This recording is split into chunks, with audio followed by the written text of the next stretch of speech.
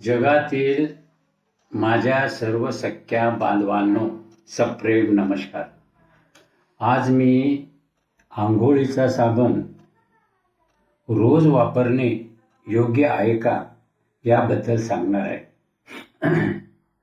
वास्तविक रोज साबण वापरणे अयोग्य आहे. शिवाय त्याचा वापर आपल्या त्वचेच्या प्रकारावर, साबणाच्या प्रकारावर आणि जीवनशैलीवर अवलंबून असतो. साबण रोज वापरण्याचे तोटे म्हणजे साबणामुळे त्वचेवरील नैसर्गिक तेल, नॅचरल ऑइल निघून जाते. त्वचा कोरडी, खाज येणारी, ताणलेली वाटू शकते. संवेदनशील त्वचेमध्ये ॲलर्जी, रॅशेस होऊ शकतात.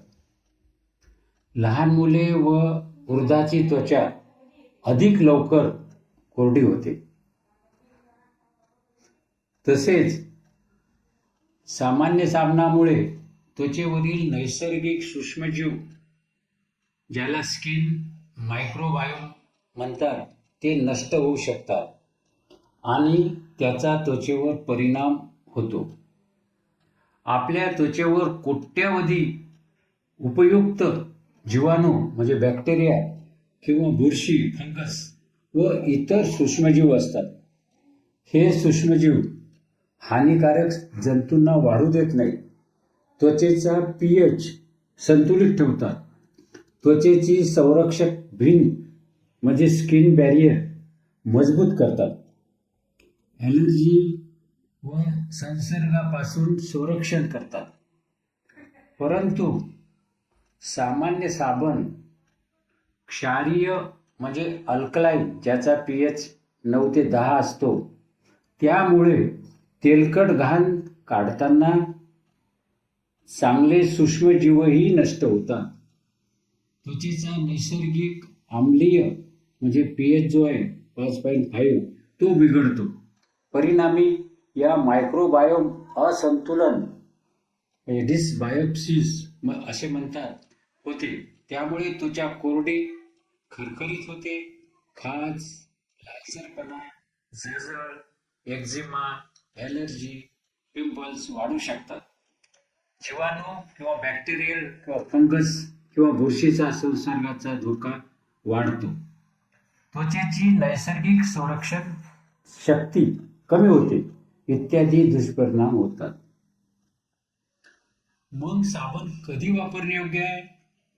जर जास्त घाम येत असेल, मैदानी काम, प्रवास, व्यायामानंतर शरीरावर मळ, तेल, दुर्गंधी जास्त असल्यास वापरू शकतात. फक्त बगले, मान, चेहरा, पाय येथे सौम्य साबण वापरणे पुरेसे असते. जर रोज साबण वापरायचा असल्यास काय काळजी घ्यावी? त्याकरिता सौम्य मॉइश्चरायझिंग किंवा pH बॅलन्स साबण वापरावे. केमिकल युक्त जास्त सुगंध असलेले साबण टाळावे. कोरडी त्वचा असल्यास साबणाऐवजी शिंडेट किंवा बॉडी वॉश वापरावा. आंघोळीनंतर मॉइश्चरायझिंग लावणे आवश्यक आहे. मॉइश्चरायझिंग साबण म्हणजे काय? ज्या साबणामुळे त्वचा कोरडी न होता मऊ व ओलसर राहते, त्याला मॉइश्चरायझिंग सोप म्हणतात.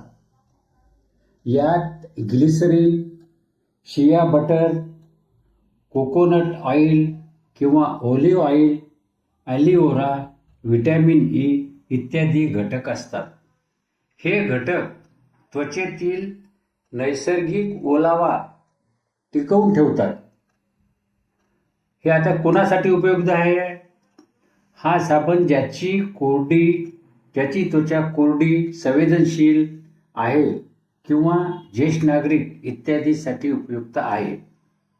याचे उदाहरण म्हणजे Dove cream beauty bar, Pears moisturising soap, Cetaphil cleansing bar, Sebamed cleansing bar, फेनोसिया moisturising cleansing bar, Himalaya moisturising soap, Nivea cream soap, Medimix moisturising glycerine variant soap इत्यादी. आता पीएच बॅलन्स सोप म्हणजे काय? ज्या साबणाचा पीएच हा त्वचेच्या नैसर्गिक पीएच म्हणजे जवळपास 5.5 असतो त्याला पीएच बॅलन्स सोप म्हणतात. यामुळे त्वचेवरील नैसर्गिक संरक्षक थर म्हणजे स्किन बॅरियर सुरक्षित राहतो. खाज, कोरडेपणा, पुरळ, जळजळ कमी होते. कुणासाठी उपयुक्त आहे? संवेदनशील त्वचेसाठी जास्त योग्य आहे. तसेच कोरडी, संवेदनशील त्वचा, ज्येष्ठ नागरिक, लहान मुले व बाळे, एक्झिमा, ॲलर्जी, सोरियासिस, रोज आंघोळीसाठी उपयुक्त आहे. याचे उदाहरण म्हणजे Sebamed cleansing bar, Pears pure and gentle bar, Mamaearth Multani Mitti lotion soap, sunflower cleansing sandalwood soap, glycerine soap इत्यादी आहेत.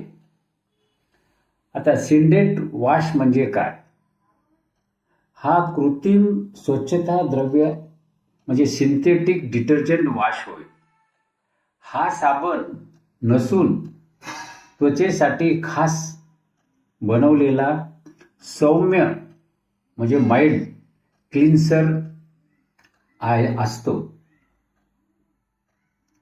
सिंडेट वॉशची वैशिष्ट्ये काय?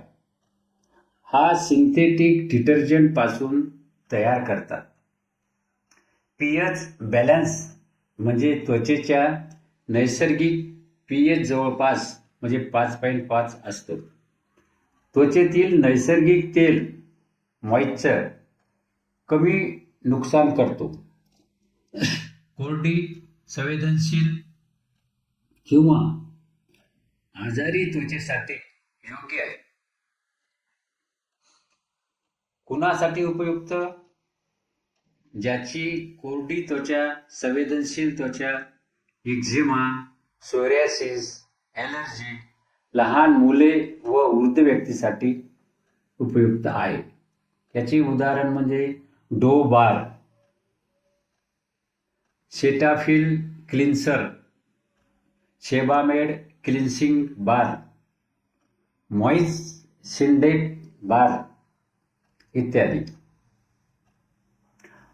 आता कोणते साबण आपण टाळावेत? जे खूप फेस करणारे खारट साबण, खूप सुगंध असलेले साबण रोज वापरासाठी म्हणजे डिटर्जंट बेस सोप टाळावेत. संपूर्ण शरीर साबणाने घासू नका. फक्त गरजेच्या भागांना साबण वापरा. जास्त गरम पाणी टाळा. कोणासाठी आता कोणता साबण वापरावा? कोरडी त्वचासाठी मॉइश्चरायझिंग पीएच बॅलन्स सोप वापरा.